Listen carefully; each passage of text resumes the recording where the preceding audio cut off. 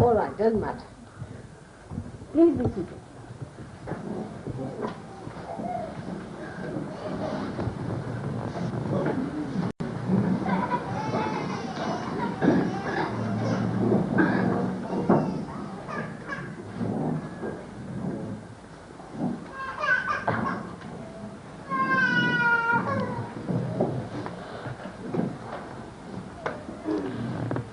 Is it all right, Miss Wan?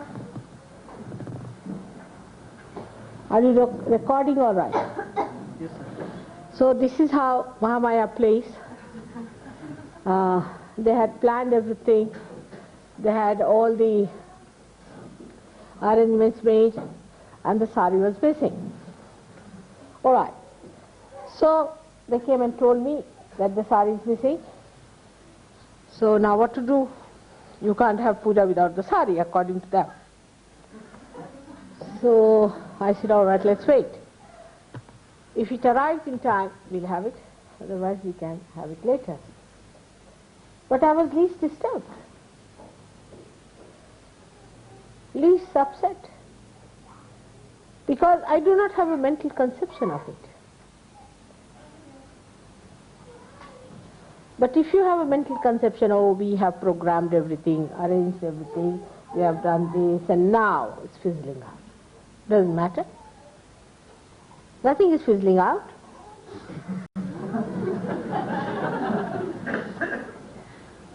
But that is what we cannot do. Because you asked me today what is Mahamaya, this is what it is.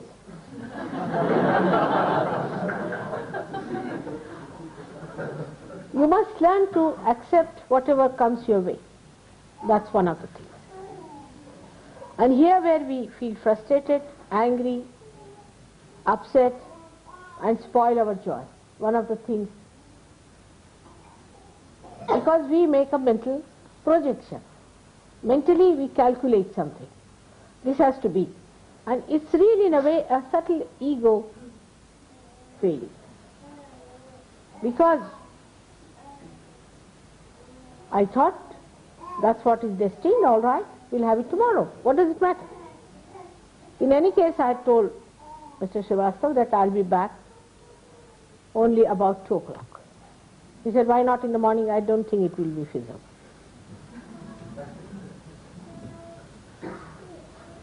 So, this is how you become a Vyagra.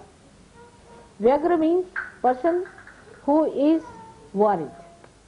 The one who is not worried. So we worry because of 2 things.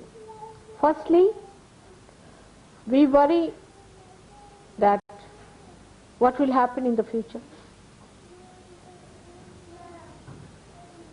Future doesn't exist. If you have made up your mind that this should happen in the future, then you get upset. That's one thing. But you have not any mental picture. You will see what comes on the scene. You will watch whatever appears. Then you are not worried because you are anxious to see what's going to happen. That's one way that you feel hurt, that or you are worried. Secondly, you worry when you have built up a picture of that. Oh, we are going to have a puja now, and we are not having. So you are upset. But what difference does it make? And then you cannot enjoy my talk today and the puja tomorrow. Because today you think it was going to be puja, we are all dressed up well, very nice. We spend so much time to get ready for the puja, all right, we can do it tomorrow also. What does it matter? We really decorated ourselves well. We were all ready for the puja. We were sitting here for the puja, and now what has happened? I didn't wear my sari for puja at all. I knew what was coming.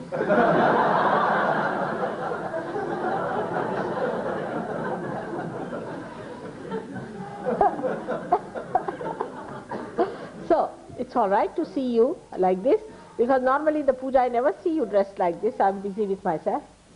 Now I can see you nicely dressed. I feel very happy about it.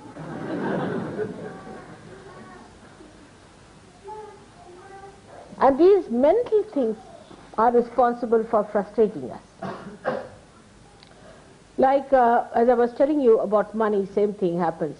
In India people come, they keep so much money for buying things. You see, sometimes they come loaded just like what you call traders.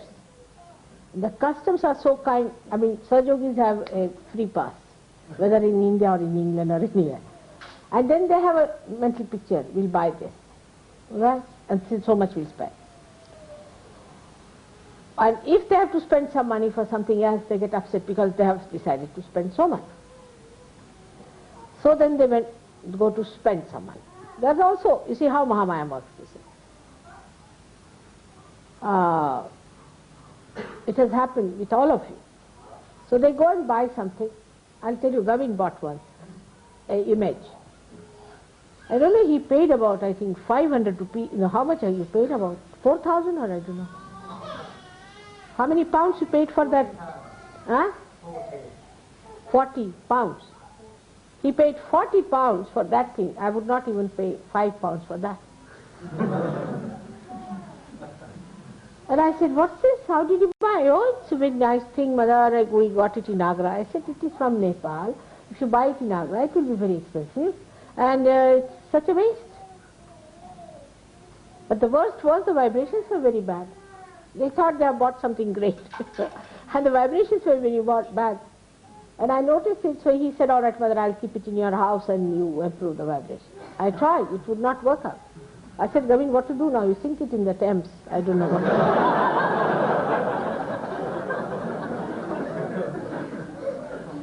do. And then luckily it happened.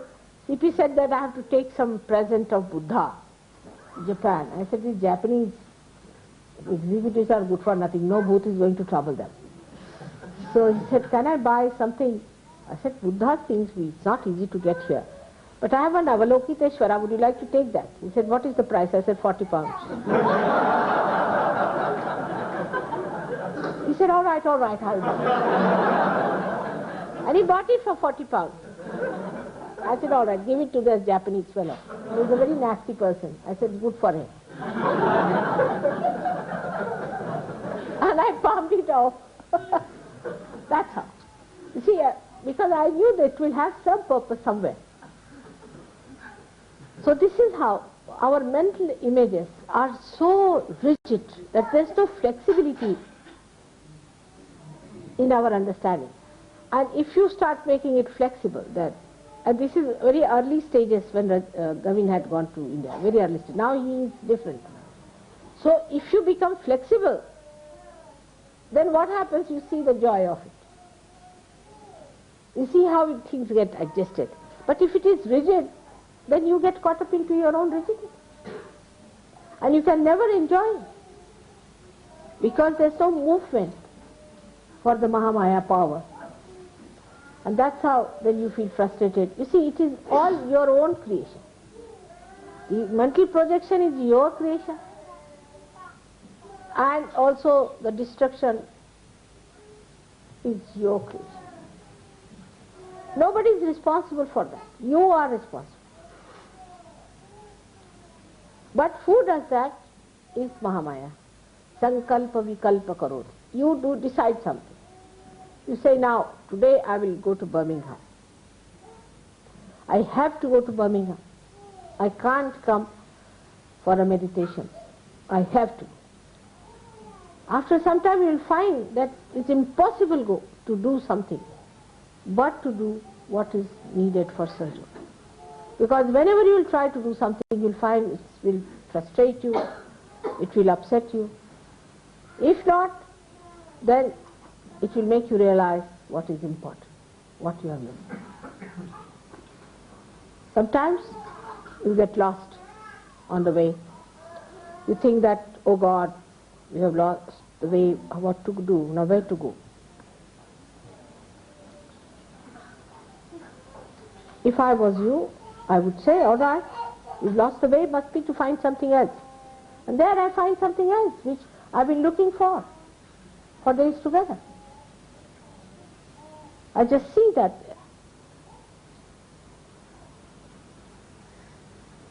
So, if you trust your joy-giving quality of your spirit, that you are not going to lose that quality of the spirit at any cost, then that acts as a guide. And you understand the flexibility of all these worldly transitory things. They are all changeable. Only you cannot change because you are the spirit.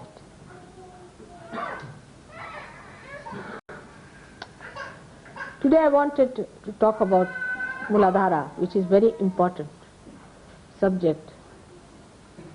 I think I have talked about it many times. But in the West, I must say, because of our wrong attitudes,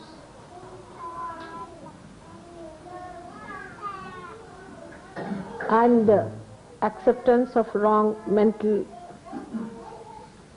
projections of other people who are very dominating, we have very much ruined our Mooladhara.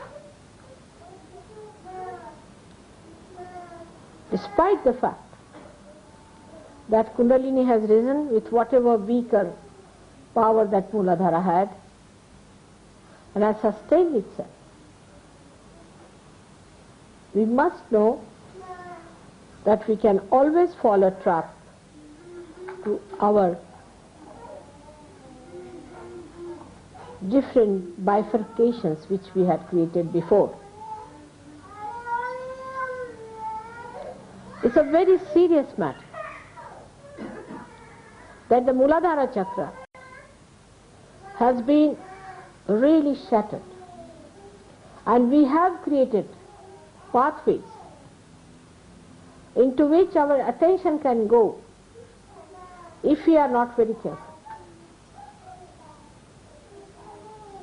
Now supposing if somebody is a dishonest person or a miserly person or money oriented, it is very gross and you can see it so clearly.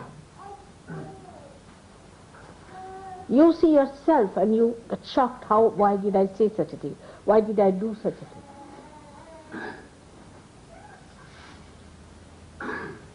But when it comes to the left side nonsense, sin against the mother, it's a secretive action.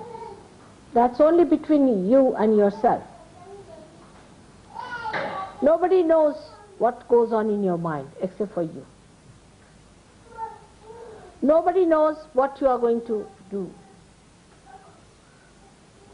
next moment, in your privacy, when you are alone.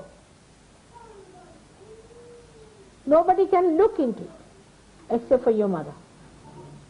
I also only feel your Mooladharas. To be very frank with you, that's one center I find it difficult to feel myself. The reason is, I have a very, very strong Mooladhara, which is not so sensitive, I would say. It is not bothered. The attention of my Mooladhara doesn't go near any other Mooladhara. It just recedes back. That's the action it plays all the time. So I also, unless and until it is very badly off and if the person is very close to me, then I feel the Mooladhara very strongly. But still, I can. Supposing you give me something, that thing is used by you, immediately I can feel it. So the correction of Mooladhara entirely depends on you. And without a strong Mooladhara, you cannot rise high. Do what you like. Now for people who are Indians, who have respected their Mooladharas, there are so many methods and ways given how to raise the power of Mooladhara. But that won't work out with the Western people, because it's a damaged one. It's a one which is a shattered one, and which does not work on the physical side of the Mooladhara, but on the emotional side, as we call the mana, the left side.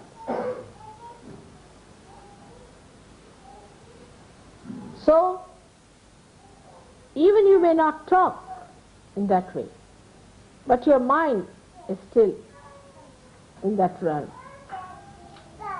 and you still think on that realm. Even mentally, you are in it, or you are seeing things, wanting to see such things, wanting to enjoy such things. That lurking attraction is still there, your Mooladhara cannot stand it. We have to realize that I am talking to Western people. I would not say the same to the people from India. So now we have to work out much harder, to be on the watch out, to deal with yourself, as it is more a mental activity. Mental meaning, I mean the emotional side. You have to watch your mind. In English it's a very funny word, mind is. But mana, through which we cater to our emotional side, to our desires.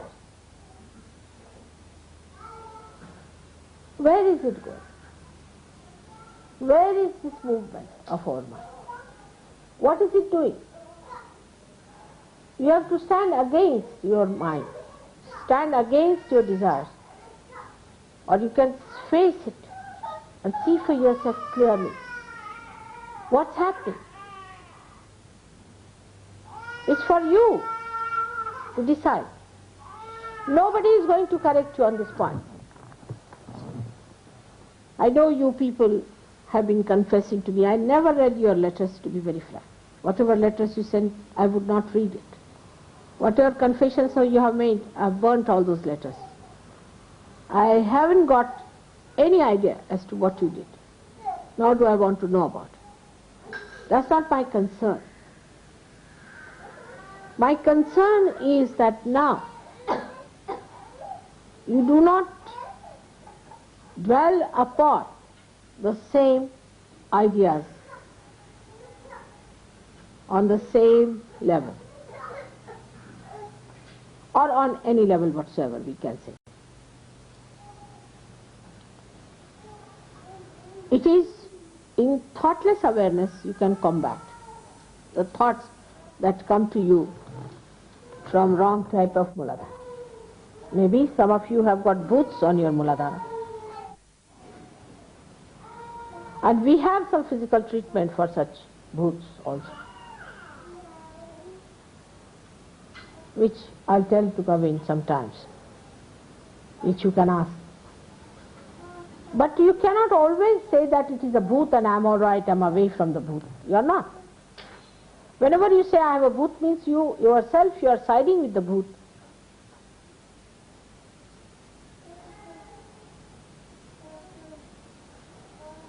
You see a person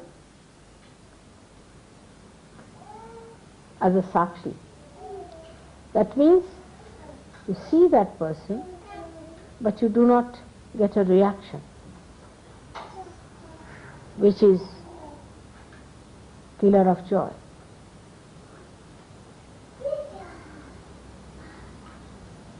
You yourself can feel your Mooladharas very well. You can feel it on your fingertips also, and be alert about it. If you want to be kind to yourself, know that you have to divert your attention towards a sane married life. But also that should not be too much, because what I have learned now, that in the West people have devised methods of transferring their attention from one person to another. Mental acrobats of different types they have devised to destroy their pure attention. Don't play on to these.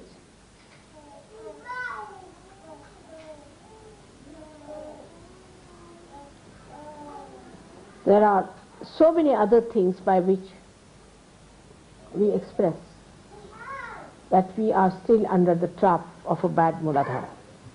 The way you dress up, the way you walk, the way you sit, the way you talk, the way you behave, to impress other people and to be impressed by other people in Sahaja itself.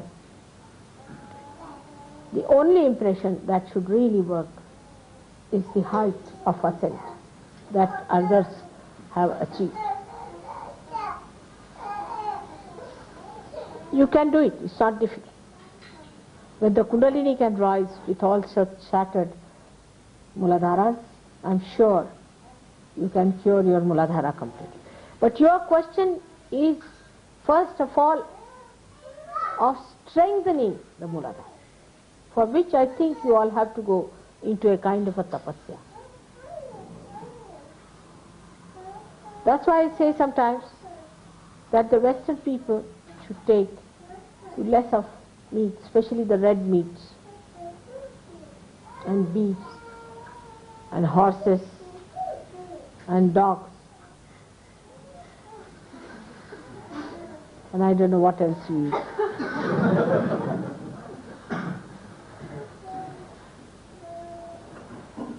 Take more to vegetarian food. I am not saying vegetarianism, you understand that. Take more to things which do not give you so much heat in the body. Even fish is very heated.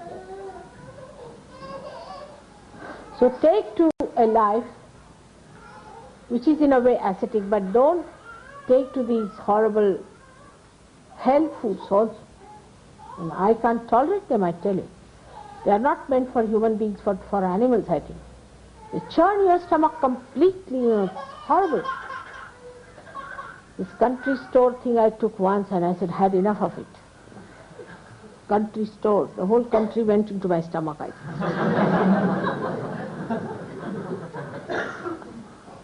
So for you people, you have to go.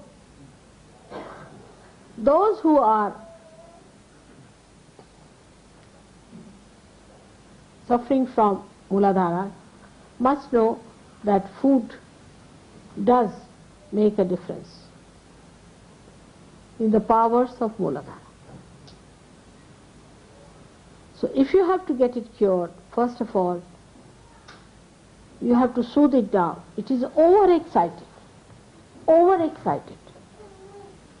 Any man you touch, any woman you touch, woman you look at, I just don't understand. It's worse than monkeys. Horrible.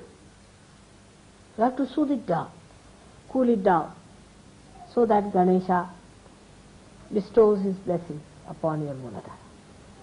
There's no grace. But it's not so outside that I can say that you must respect yourself. It cannot work out with those words, I know.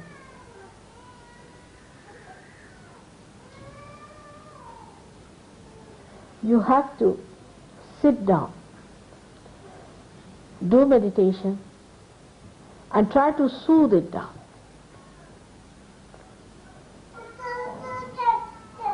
I'll discuss with Gavin and I'll tell him what things can be done about it, because I can't tell you in the open like this.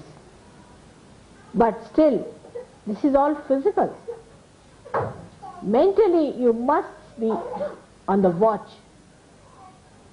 to see where does this mind go to dirty things. Why does it always go to this sensation? See the birds, see the flowers, see the nature, see the beautiful people. Just see them. Another horrible thing in the West is that the women must expose their body to get men excited. Men do the same, I think. They always try to excite each other and live in a stupid excitement.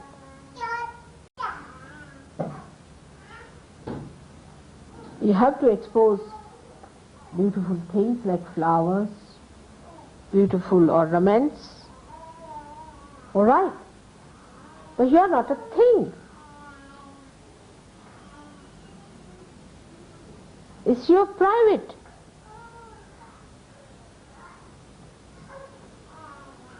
Property. You don't put all your gold on the streets, do you? Better try that sometimes. You will mind people plundering your gold, but you don't mind your chastity being plundered. Everyone looking at you with dirty eyes. You don't feel insulted, because ego is a dirty stuff. It does not mind. It feels happy that people are watching you. They are plundering you. They are looting your chastity.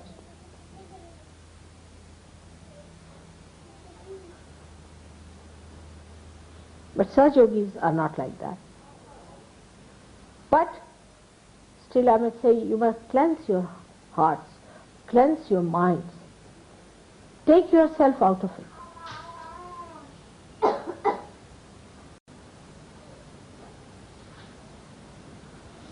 The minds are very funnily placed. And that's why the greatest complications there are in the brains of people. They are very confused. Very confused people. Because there is no wisdom in this kind of life. To become just a sex-oriented personality. It is actually just the other way down. If you are money-oriented, you want to preserve money. If you are position-oriented, you want to preserve it. If you get one little antique piece, you want to preserve it. And why not this property of yours, which is the highest of all, to be preserved, to be adorned, to be worshipped?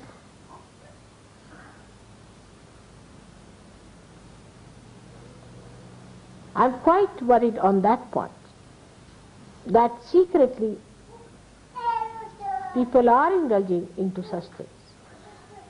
And they're hypocritical sometimes. They don't mind being hypocritical about it. They're Sahaja yogis, all right. But in this matter, they think they can go about the way they like. And sometimes some of them say that Mother has said it's all right. I never said so. There's one point I cannot compromise is this. You must have a chaste outlook towards yourself, towards your life, towards your being, towards your personality. You are saints. And if a saint doesn't have a good character, I call it the character, the essence of character, is not a saint.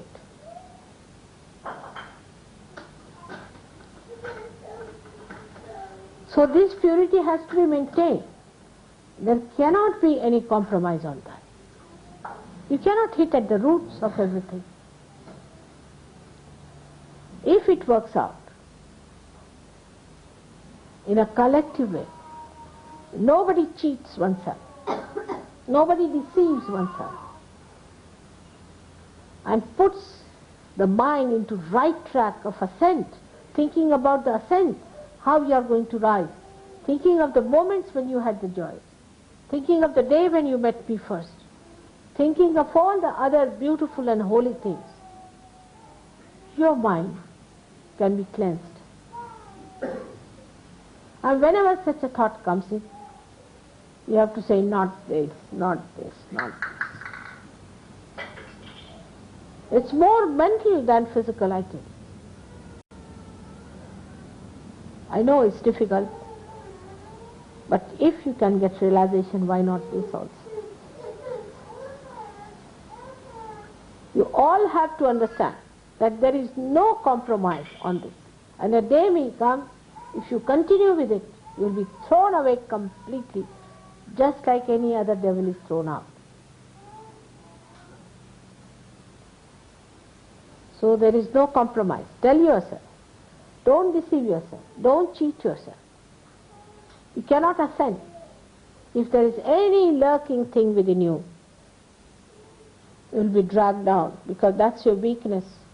You will become weaker and weaker and weaker.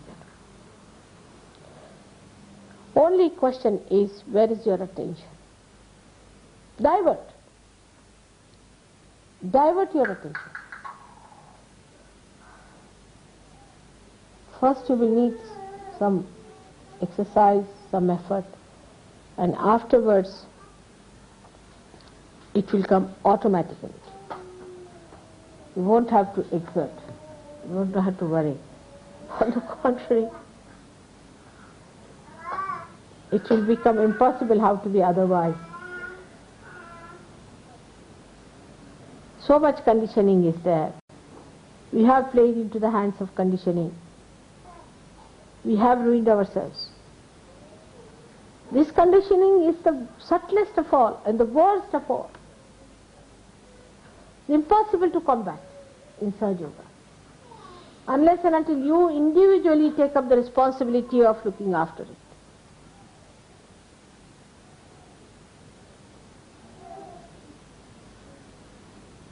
Mooladhara is one of the most delicate and the most powerful chakra. It has so many folds and it has so many dimensions. If your Mooladhara is not all right, your memory will fail. If your Mooladhara is not all right to begin with, your wisdom will fail.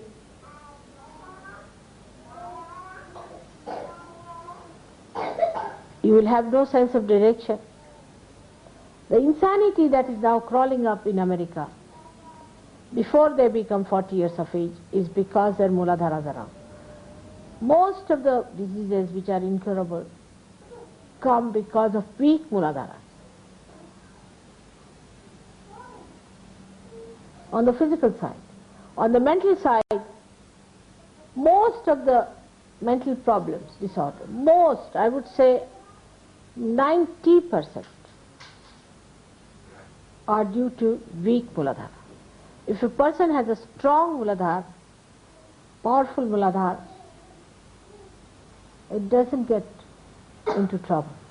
Because you know there's a very strong hold of that Mooladhara on the back here.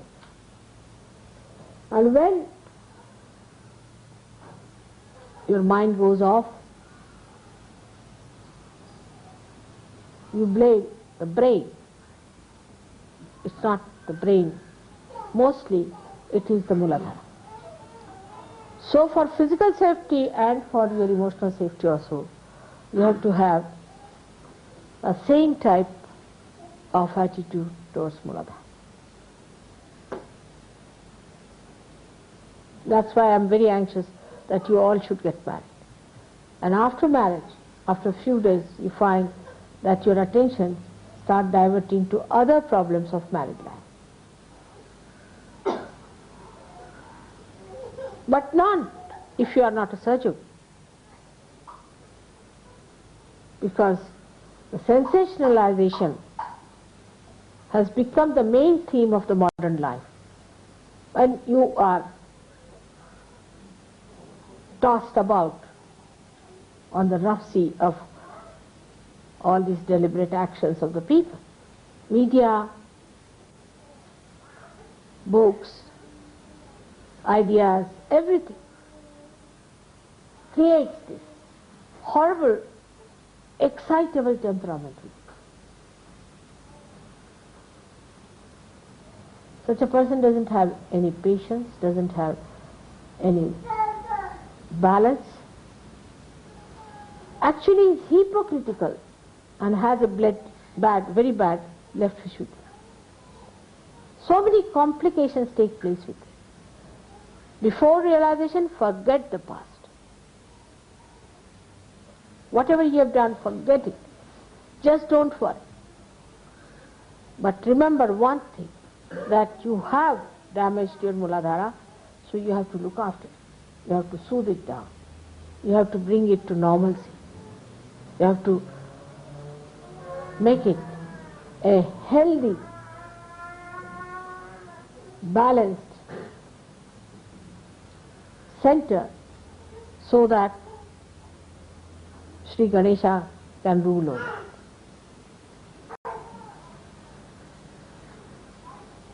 Talking about Sri Ganesh, vibrations become too much for me. We talk of innocence, but to awaken innocence within ourselves, we must be on the full watch, on the full alertness about our minds. What is it thinking? Where is it going? Where is this thief going? Is he trying to do some tricks? Is he up to some tricks? All right. You have to be alert, very alert. I've been thinking of talking about it since long. But now I have to tell you one thing, that you'll be exposed. That is another quality of Mahamaya. She'll expose you. You'll be exposed if you try to play tricks with me. With me means with your Kundalini. If you try to play tricks with your Kundalini, you'll be exposed. And you'll be ashamed of yourself.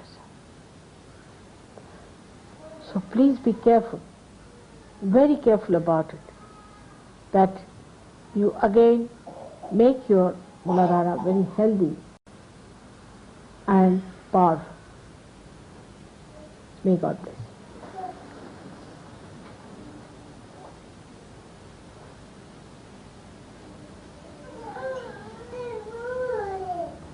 So our prayer should be that let our Mooladhara be healthy and strong.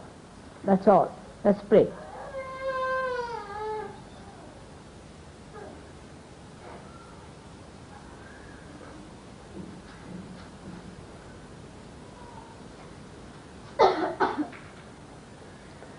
Certain exercises for Mooladhara I will explain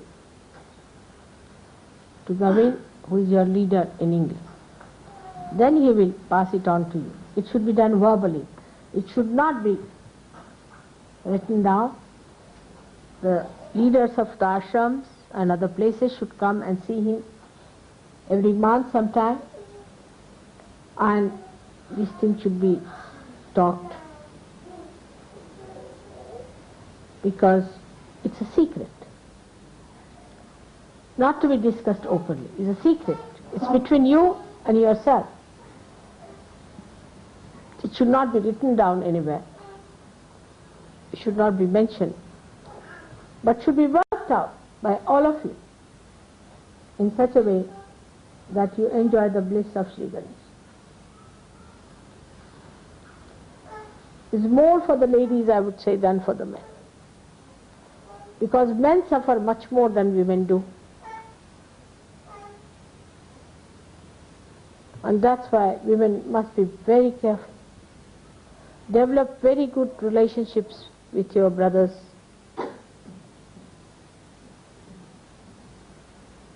Unless and until you really establish your high character, men cannot be improved. You have seen in India, women don't like if anybody tries to look at them or tries to touch them. They don't like it. Women have killed themselves, burned themselves up, thousands of them, because they thought some other people may come and touch their body. is so related to your Atma, to your spirit, as if it is the body. Innocence is the body of your spirit.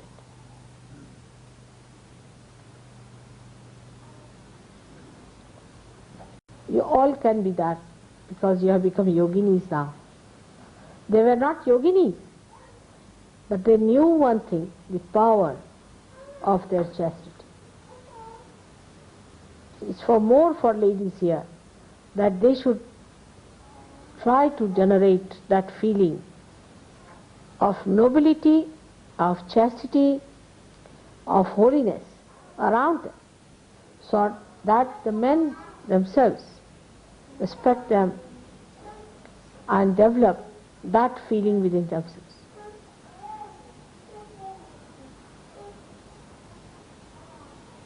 Thank you very much.